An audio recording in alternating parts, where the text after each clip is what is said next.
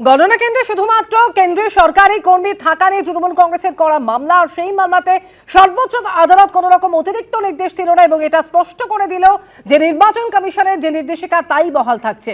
বিজেপির প্রধান মুখপাত্র দেবজিৎ সরকার কি বলছেন এই প্রসঙ্গে রাখবো আপনাদের সামনে।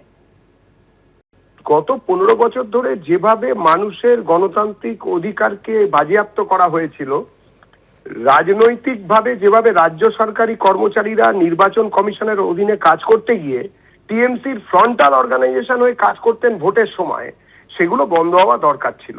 এভাবে চলতে পারে না। একটা ন্যূনতম নিরপেক্ষতার প্রয়োজনীয়তা আছে। হাইকোর্টগুলো এবং মহামান্য সুপ্রিম কোর্ট তারা কিছুই দেখতে পায় না, শুধুমাত্র তৃণমূল কংগ্রেসেরই একটা বড় মাইক্রোস্কোপ আছে, সেই দিয়ে ওরা সব দেখতে পায়। মানুষ জানে কারা গণতন্ত্র বাজেয়াপ্ত করেছিল।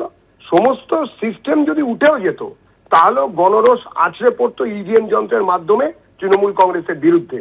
তৃণমূল চলে যাচ্ছে, শুধু নিশ্চিত পরাজয়ের জন্য প্রচুর অজুহাত খুঁজছে, কিন্তু এইসব অজুহাতে চিড়ে ভিজবে না। তৃণমূল যাচ্ছে, বিজেপি আসছে।